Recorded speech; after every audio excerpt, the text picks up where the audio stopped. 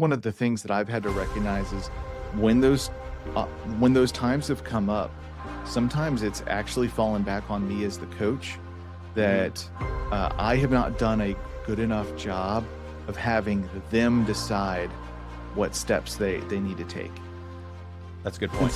And so what I mean by that is, because my relationship is not meant to be dictative, I'm walking alongside them. Sometimes it's I have an idea in my head, and so I get excited about it, and I pose it to them, and they're like, "Oh yeah, that sounds like that would be a good step."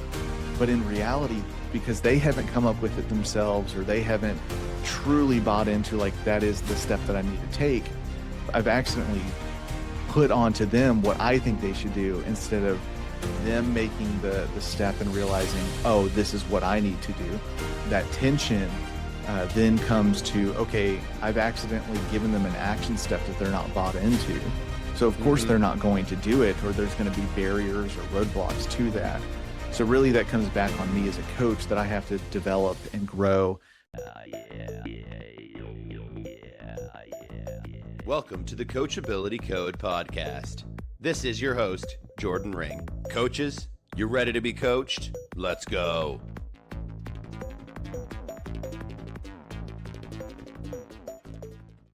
Hey, everybody. Thank you so much for joining us today on this, what I'm hoping to be, is going to be a wonderful episode with Jacob Dyke. He's here with us. Jacob, if you can introduce yourself real quick for our audience, that would be awesome. Yeah, absolutely. Jordan, it is great to be here. So my name is Jacob Dyke. I am the founder of Anchor Coaching, where I'm helping Christian entrepreneurs improve their productivity without burnout. Maybe another way of saying it is that I help them make faster decisions, and so that they can execute on them. Yeah.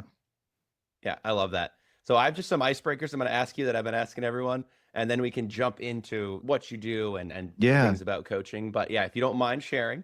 So favorite book, if you can narrow it down. Favorite movie? It's tough to. I know. It's a tough ask. I don't even want to answer it myself. But yeah, favorite movie, and then one weird thing about you.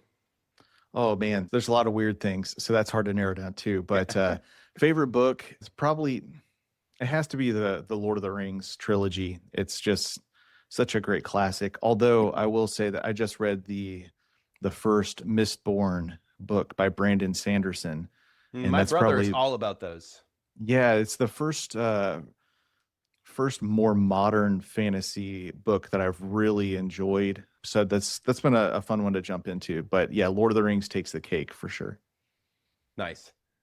Favorite movie? Yep, sorry. Favorite that movie. Too? Yeah. Same answer? No.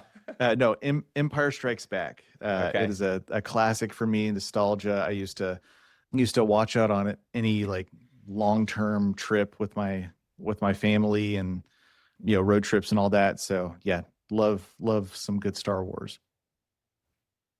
And then finally, the weird fact about me, I dressed up as Moses, if you're familiar with the biblical Moses, for 3 or 4 years in college, because our student section was called the Red Sea. So I would dress up and lead our student section in cheers. And fun fact, I once was tackled by event security at a game. So it's my weird thing about me. Was that while you were dressed up as Moses? While I was dressed up as man, Moses. That's like sacrilegious. Come on, guys. Yeah, why you tackling Moses? Yeah, you got to leave Moses alone. All right. So you talked a little bit about kind of what you do already. Like you just introduced yourself briefly. But like, Jacob, how would you answer the question if it's, hey, Jacob, what do you do? How would you answer that? Yeah, I think I try to help. Really what I do is I walk alongside people so that they know where they're headed, they can prioritize better, and then execute off of those priorities. So that's probably the most succinct way that I can put it. Yeah, and I've been seeing more and more similar people. Maybe it's just because once we met, I had my eyes open to it, but I've been seeing this more and more of this very specific Christian entrepreneurial kind of executive, sometimes coaching. Maybe just if you want to talk a little bit about that, because it's kind of new to me. It's new to me, but now I've been seeing it everywhere. So what does that look like? And maybe not even just from your own perspective and what you do, but I'm just curious what maybe just like talk about that overall field a little bit. Yeah, I think what it is that especially over the last, let's say the last 10 years, because 10 years ago, this was not coaching as a whole was not as prevalent as it is now. Mm-hmm. It became more of a career choice or just even more widely accepted. But as people become more comfortable with working with someone to help them perform at a higher level, coaching exploded in Mm-hmm. the business world. But in particular, what I have seen is that there are quite a few Christian entrepreneurs stepping out into this space, and they really want to join in with somebody who has a shared understanding or shared values as they build their business. And so that's where you start seeing some of these Christian coaches step into the space and having that context. And for me, the way that I coach is not it's not a dictative relationship. Mm-hmm. So you have kind of your difference between coach, consultant, mentor. Mm-hmm. The consultant, you give them a problem, they find you a solution. You have your mentor, learn from my experiences. Mm-hmm. Whereas the coach is someone who's walking alongside you and highlighting or bringing awareness to things that you're saying, drawing out insights from our conversations so that you can move forward. So having that additional context of a shared faith value, while it's not necessary to make progress through coaching, it's really helpful because I understand you. I understand where your heart is and where you're trying to go. Mm-hmm. So it makes a difference in the quality of outcome that they're looking for. Yeah, totally. I feel this like it just made me think of this fact that coaching is booming right now, and maybe even right now, but like of the past 10 years. Because in my mind, like it's so simple to understand it, as Mm-hmm. someone in athletics. I'm going to Right. get a coach. I'm Right. going to get better at this, and that's been like for a long time. But I think it's so interesting that we're now like seeing coaching in all kinds of different areas, and just Mm-hmm. starting out this podcast. I've already interviewed a lot of people in different areas, and I want to continue to do so. But it's just thinking about like health coaching, and then there's sales coaching, Mm-hmm. and then this very specific what you're doing right now. And I think for me, as someone who just can appreciate being coached so much and also Mm-hmm. enjoys what I enjoy what I do as a book coach. It's really amazing to meet with people and see like all the different avenues, because I feel like it is this, and maybe this is just me talking, but I feel like it's this kind of idea that we can be better, and it doesn't have to just be like in athletics. It doesn't have to be in Yeah. specific areas. Like we can get help where we need it. And the Yes, fact that there's absolutely. people, it just, I don't know, just makes me happy, right? Like it's a Well, I good think thing right now.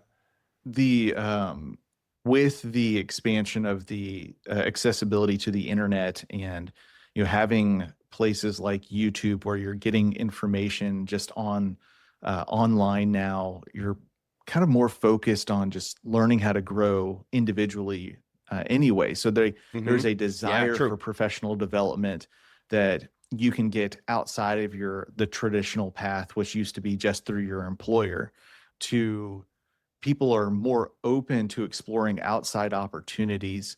And I think that's where a lot of these coaches like yourself have stepped in. And, how do I write a book? How do I what does the process even look like? I know I have great ideas, but I don't know how to actually become published or to self-publish. And so you have somebody like you, Jordan, come in and just say, "Hey, this is the process. I Yeah. can walk alongside that with you." And so it speeds up the outcome.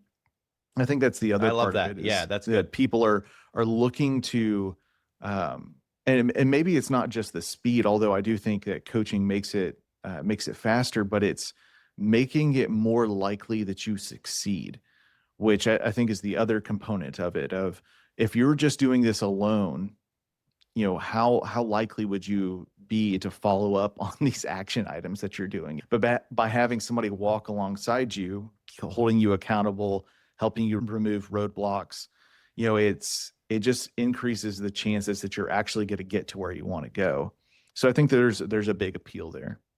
Yeah.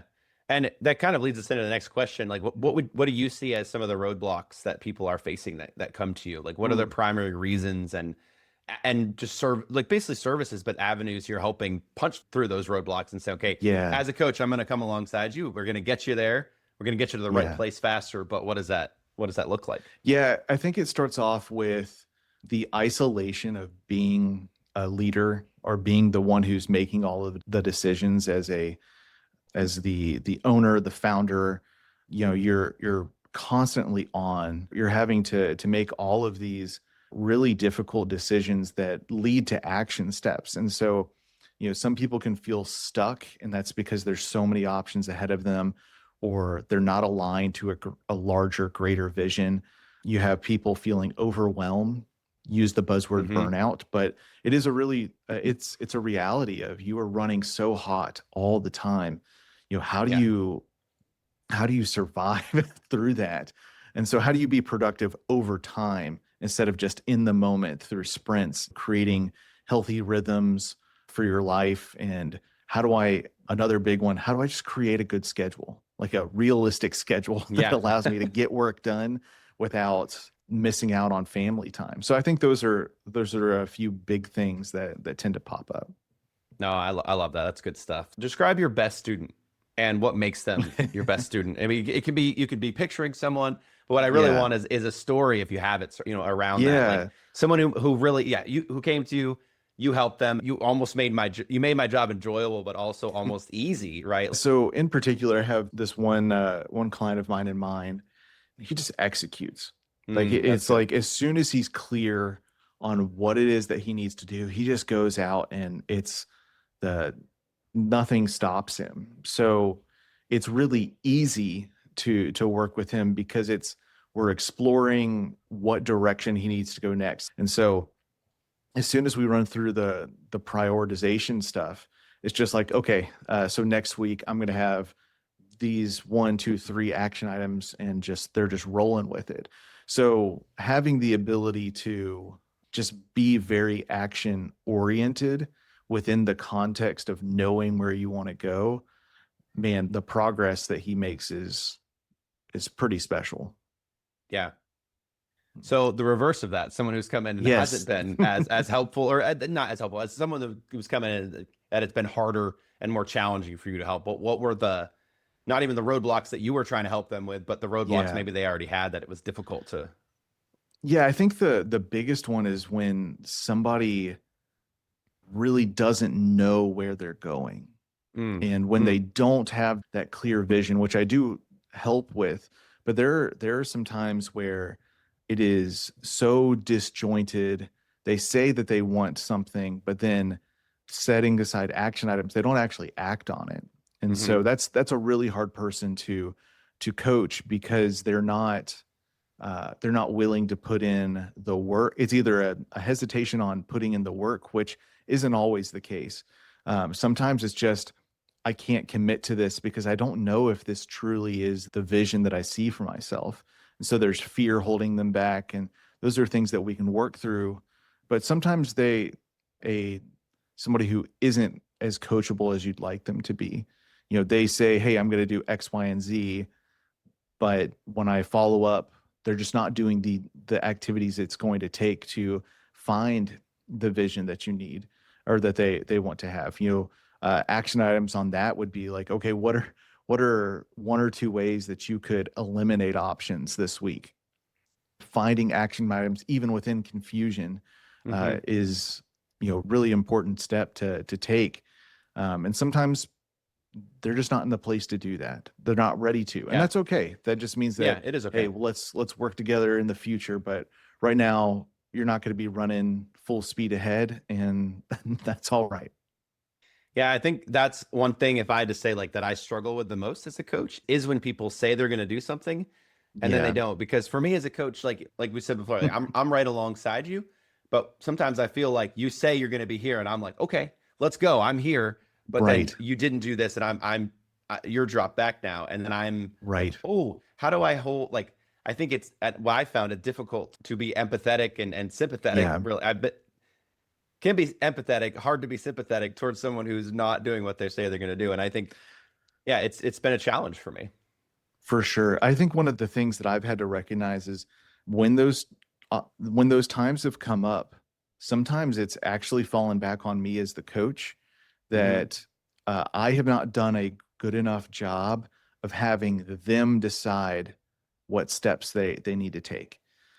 That's a good And point. so what I mean by that is because my relationship is not meant to be dictative, I'm walking alongside them. Sometimes I've I have an idea in my head, and so I get excited about it, and I pose it to them, and they're like, "Oh yeah, that sounds like that would be a good step."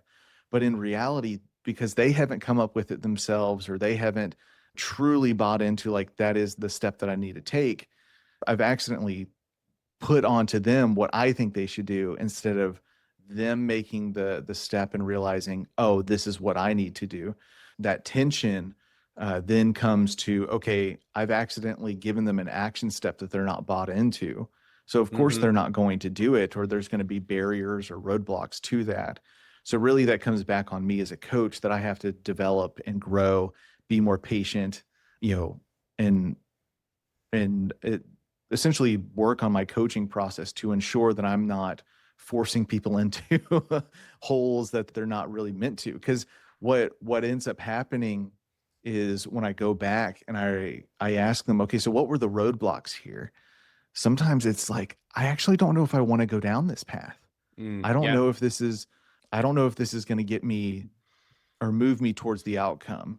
So and then we work through it, and then we find out, no, actually he needs to do more exploration towards an entirely different path that we had not explored yet. And so there's some ebb and flow with it as well of when you find action items not being hit, there's oftentimes something that's holding them back that you have to work through to help them move forward.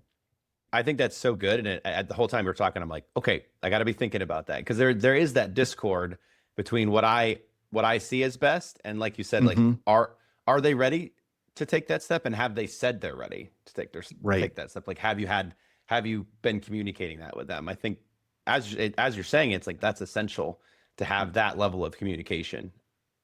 Yeah, a Yeah. lot of trust too. Yep. I have to do it is imperative. Like one of the most important things that I could do is create trust with my clients. And so if they don't trust what it is that I'm walking them through or the conversations that we're having, they'll get really tight. Like you can feel it on the call of, Hmm. okay, I'm just giving them half-hearted answers. I just want to get through this and then move on.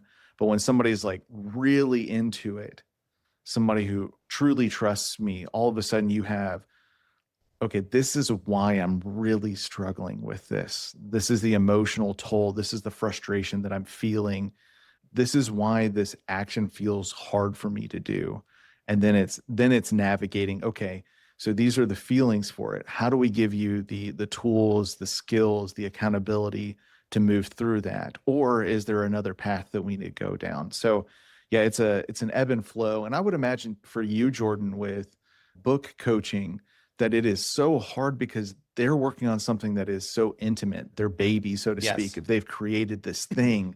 And so it's hard to hear criticism on that at times. And, how do you deliver that criticism? How do you coach them through, the book coaching process in a way that gets them the results that they want, but yet manages some of their emotions at the same time?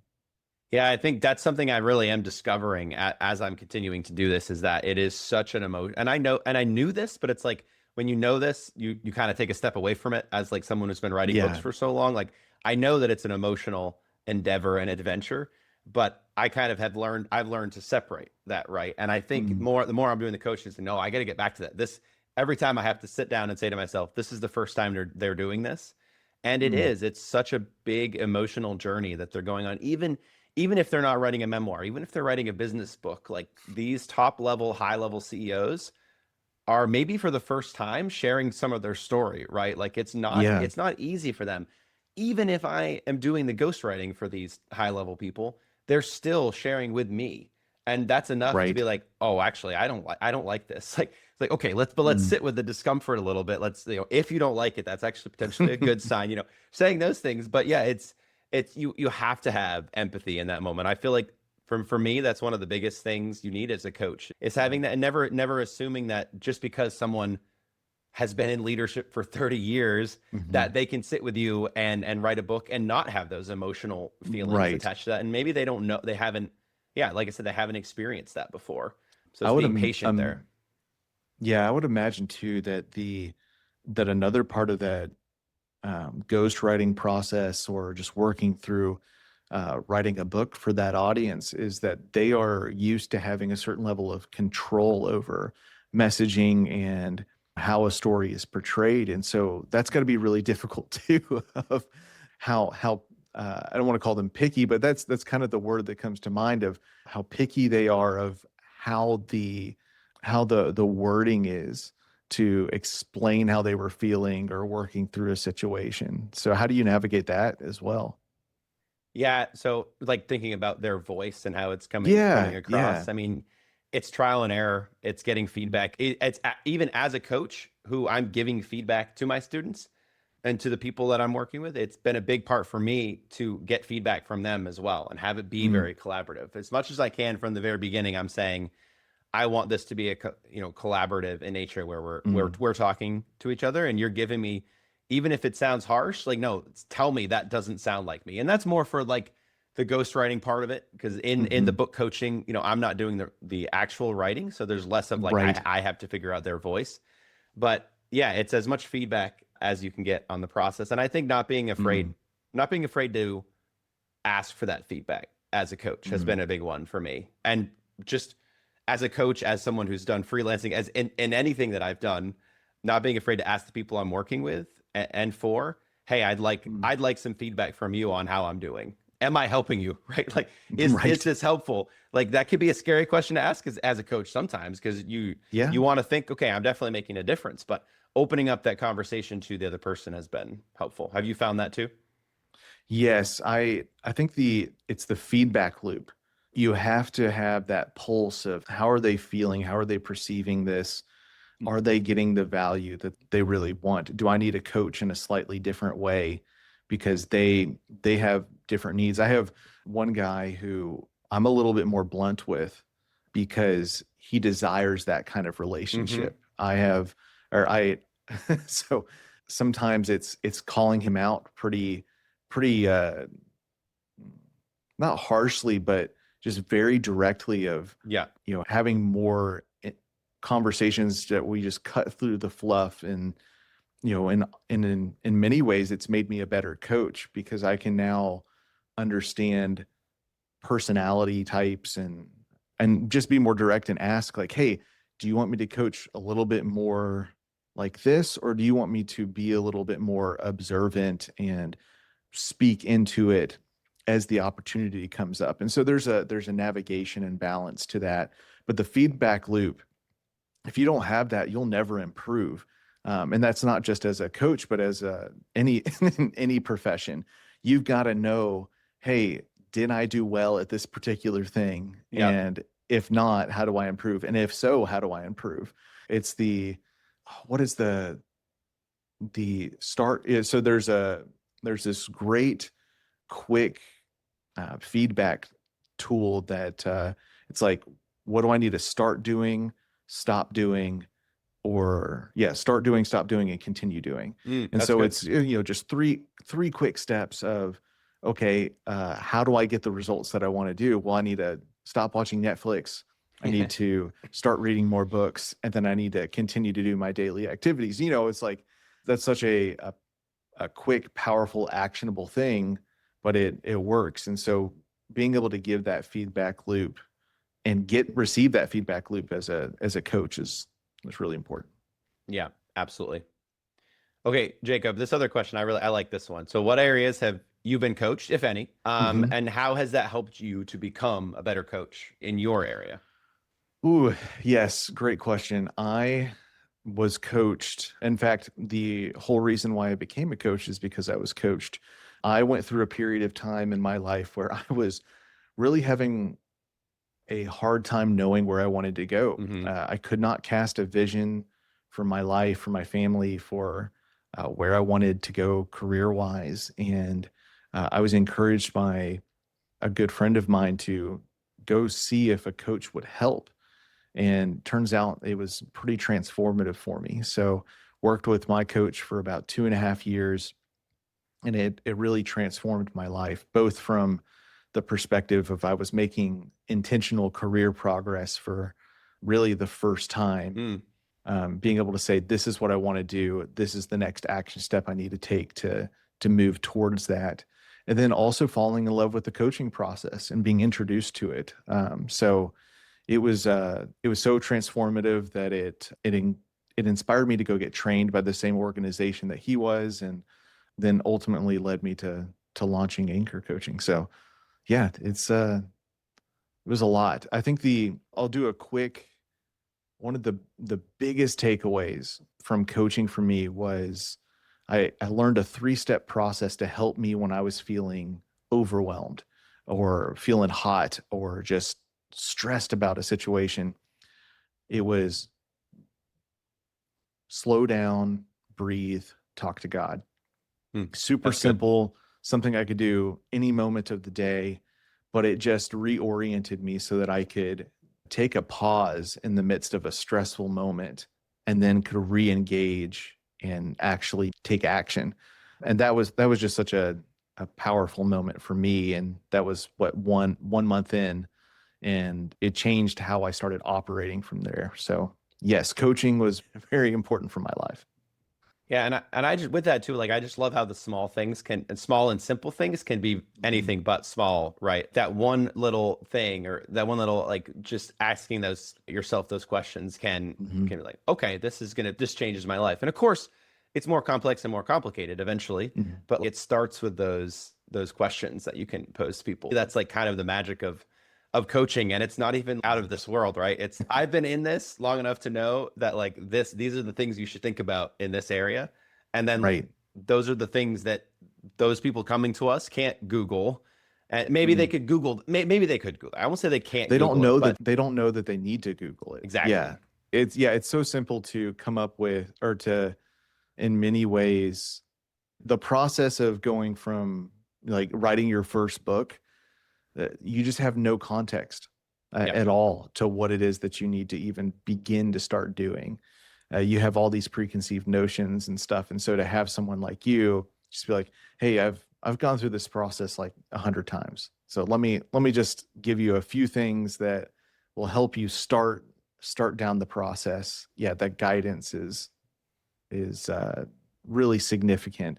For me, the guidance piece was definitely around how do I actually cast a vision for my life, yeah, for myself, of how do I even begin to narrow down options, which that was my one of my biggest problems of there's so many different places that I could go and interests that I had, but I didn't know how to commit to any one of them because I wanted to control the outcome yeah, before I even tried it, which isn't a realistic thing. And so having to give up the control of the outcome, having a loose vision at first, and then as I gathered more information, shaping that over time until it was something that was super clear and I could see the steps just laying out in front of me.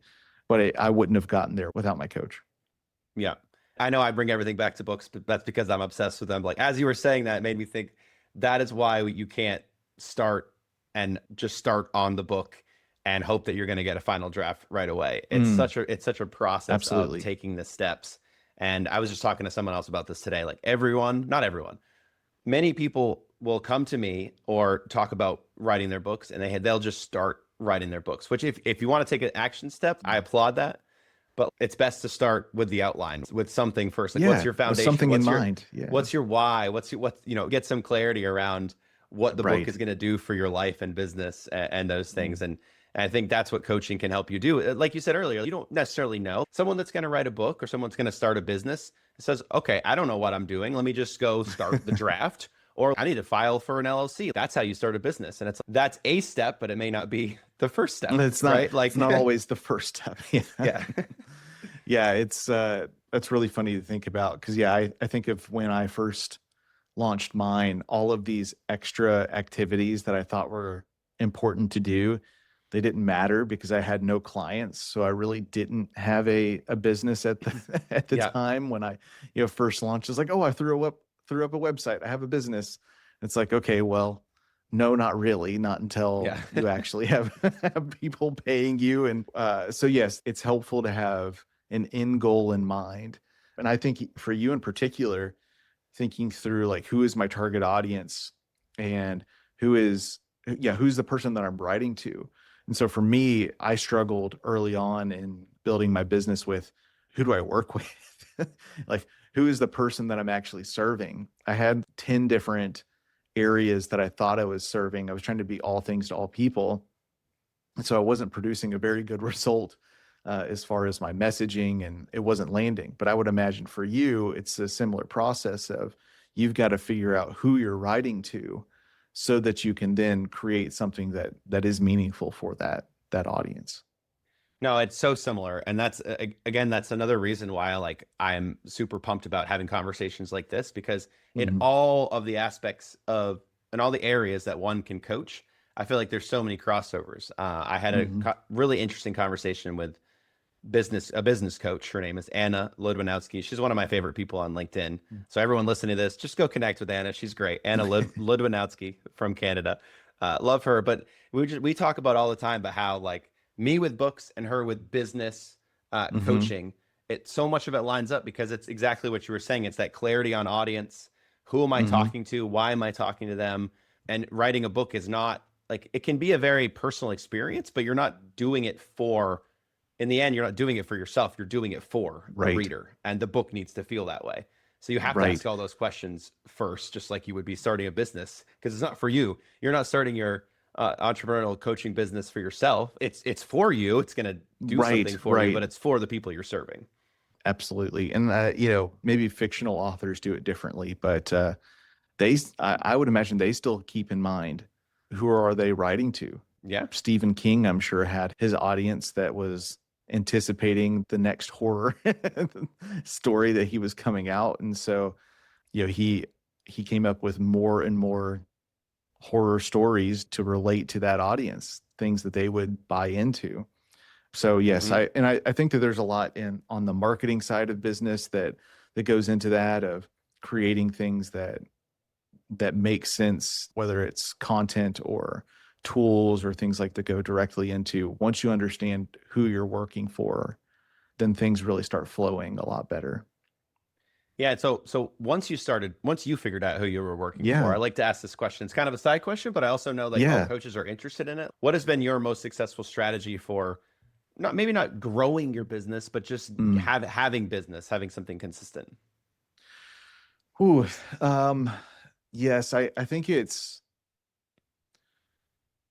a number of different things that I could go into, but I think it's once I knew who I was targeting, then I could go where they were. All of my marketing was more random, haphazard, and like here's some general tips on productivity or things like that, and that just doesn't land with anyone. It's not specific, and so it wasn't until I was working with Christian entrepreneurs. That's who I really want to help. I could understand their pains. I could dig in and go really, really deep into the isolation of the business leader, the struggles with having too much on your plate, not getting enough done, not having enough time. And so as I started digging into those problems, I really was able to craft my own coaching programs around that, which meant that I was giving them better results because it was specifically dedicated to that target audience. So I think that's really the big thing of just understanding one particular group of people so much more Hmm. intimately has unlocked so much for my business, whether it's content or even delivering the final results. Yeah, and I think one tip that I'll just share that I thought of as you were saying that it can be helpful for people to know who you're not for. Oh, yes, so much. It's not always it doesn't always give you the answer, but if you're thinking Yes. about how do I get to the answer of who I serve, yeah, who do you not serve? And it's for some people and for me Ooh. too, that was so much easier. It's easier to answer that at first. Yeah, I think what I'll answer that question thinking through the all of the people that I tried to serve. So I started off thinking that I was going to do a little bit more HR consulting and coaching.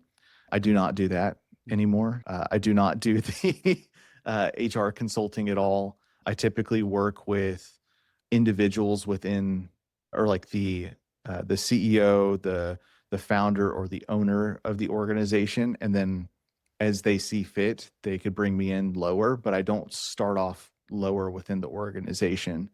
So I think that it's a very difficult thing for somebody who's not at that kind of tier to just pay for coaching themselves. Yeah. So typically they need to get it sponsored. I just find it easier to work directly with the CEO first. And then if they find value in it and think, hey, my leadership team needs it, it's easier for me to go that way. I considered doing group coaching for a long time. I even pretty heavily explored it. And I made at least the decision for the time being to not, because it was moving me too far away from my messaging and my target audience. I tried to work with just tech founders, and then it was Christian tech founders. But when you use the word founders, oftentimes it's those who are just getting started, or at least there's quite a few of those. So I had to learn that I had to adjust my messaging just to target somebody who had enough money to pay me for my services. Yeah. And so, there was a whole lot of iteration that I had to do to get to Christian entrepreneur, but so far it seems to be my best iteration. Yeah. And I think it's good to, and I've shared this with people too. It's good to just keep working at it and keep figuring it out. And like, I've gone through so many iterations in my online business and being in business for myself the past 10 years that, okay, yeah, it's good to stick to something. Of course, it's good to be consistent. Like all those things are true, good and true. But at the same time, don't settle for anything, I guess. Don't settle for, okay, this is where I am. I'm kind of stuck here. No, if you have an idea of a better iteration, keep working at it. Right. No one expects us to say the same forever. So no, absolutely. Yeah. It's especially early on in your starting a business, the iteration process is so fast. I still have some messaging on my website from when I first got started, just because I was moving so fast. I was just like, I don't have time to now go back to my website and update all of this stuff. Yeah. Especially when most of my front facing or customer facing stuff was on LinkedIn. So that would be that was the place where I was iterating faster. But at the same time, you also have to give it enough time to breathe and test. And so there's a balance of, okay, is this messaging the best? Maybe not, but I need to test this for X amount of time to see how people are responding to it. And then I'll change it and then, continue to work. And so there's this weird balance of moving fast, but also giving yourself enough information to make decisions, which I think is a really difficult thing early on. Yeah. And sometimes you need a coach, right, to help you through that. That's the message at the end of the day. Not always. I mean, that's right. It's interesting because I feel like I'm simultaneously like addicted to coaching and will purport it and everything. But also like I have the side of me that's just like DIY, figure it out for yourself, go for it, And I think a balance is good because I think at some point you do need to figure it out for yourself. And there's a lot that we can do ourselves, I think. But then it's when we come up against those barriers that we don't even realize our barriers, right? Like we don't know what we don't know. So like, I can't do this. Okay, if you're getting to the point where you just can't do it, then maybe you need to ask someone for help. And you don't know what you don't know. I kind of have a personal goal of trying to graduate my clients out. And the hope is that they reach a point to where they don't need me. That they've made enough progress, they understand the process, they can do it on their own. And I think that just by me keeping that mindset, it makes me work harder and push myself to be a better coach so that they can go and do that. But I think it serves in a way that I want them to actually have the success that they want to find. And if I can get them there, if I can graduate them, if they've reached the level then it's a pretty big accomplishment, I feel like. So, and some people are or some coaches might be worried about, oh, well, I want to keep them in longer because, revenue and that kind of thing. But, frankly, if you do the work and you have success and they're going out into the world and telling people, hey, I graduated from my coaching program. My coach doesn't think or that I need him anymore. Mm-hmm. Like I think that's a valuable marketing tool that speaks to other people of like, oh, I'm not going to be on the hook for the next 10 years, working with a coach, which still is beneficial. But, there's a point to where, hey, we're trying to work our way out of this. Yeah. And I think it works for some people in different ways. Right. Yeah. I had a health coach I was working with for a year, and he was majorly helpful in helping me lose weight over the last year. Like, it was an awesome and amazing experience. But just recently we agreed, okay, Jordan, go out on your own for a bit. And there's nothing that says I can't go back to him. There's nothing that says I can't like recommunicate with him and re-engage. But I think, yeah, there is a certain point where, like you said, as a coach, you're going to find the most success if you can graduate people and put people out there, because then that's just increasing the tendrils, right? Like, I have a successful person out there potentially, talking to me, versus let me just keep that person at the same level. They're going to pay me, but then I'm just going to be here. And I don't want to just be here, and I don't want my people to just be here. So that's a good point. I think it also gives you an opportunity to open more spots for new clients. Because there's a threshold as a coach of how many you can handle at one time. And so by graduating your clients out, it just kind of opens the door for new experiences, new people, new clients to help, which I think is a really wonderful thing too. Yeah. All right, Jacob, we're getting close to the end, but I love to ask this question. I want to make sure that the people I'm talking to have a chance to share what's on their heart. So, do you have a soapbox? And if you do, feel free to stand on it and just tell us what's on your heart. What's really funny is I've talked a lot about like speed and action steps and that kind of thing, but I actually have this,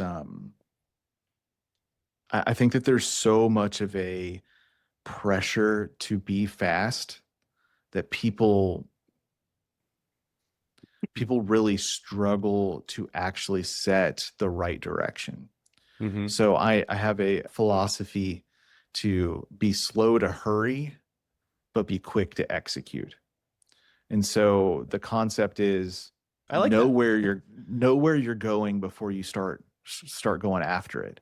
But once you do, like, go all out and put blinders on, prioritize that. Give yourself enough time to make the right decision with the information you have available, and then go forth and attack it. But it's almost like a moment of pause. On the eve of battle, what are, people don't just go in guns a-blazing or, oh, just run them down with the cavalry. They pause. They take stock of where their enemy's positions are. They start creating a plan, and then they go and they attack. And so I think that my soapbox would be, hey, you can operate from a place of slow, deliberate, intentional progress without stressing yourself out over all the time of you have to be fast. Yeah. I love that. I mean, I couldn't agree more, because one of my it's not I wouldn't say it's my soapbox, but yeah, I agree with the long-term effort towards a long-term goal is always going to be more beneficial and better than I need to get this done by X date that is coming up, because then it's just under pressure, and like, I'm not going to do my best work under pressure. And I do also agree with like the law that says the amount of time you give something, then that's what it takes. And I get that, but then maybe your goal is too small, right? Like, set a big goal, set big vision for yourself, but then don't rush to get there. So there's a balance for sure of the setting small achievable action steps, the daily steps that you need to take that will move you towards a really long-term goal that might take 5-10 years to reach. But then there's also sometimes you do need to push, but that's when you're really clear and hey, this is the outcome that we're working towards.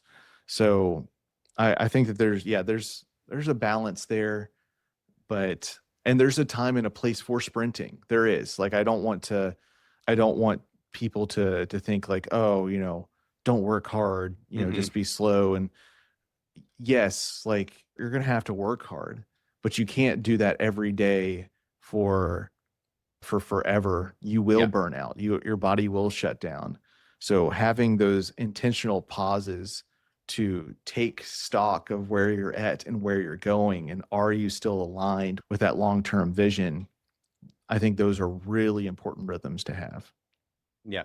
No, that's great stuff. I love it. Okay, where can people find you? And I'll put the link in the show notes and whatnot, but you could just share it. Yeah, absolutely. So I think the best place to find me is on LinkedIn. That's the first step. And then on LinkedIn is where my newsletter is, or you can find my newsletter, which is called the Anchored Entrepreneur. It's basically walking through tips for improving productivity without burnout. And it always has us keeping Christ in the center of our focus. So that comes out about once or twice a month. And so that's probably the best places to find me. And it's just at Jacob, Dyke. On LinkedIn? On LinkedIn, yes.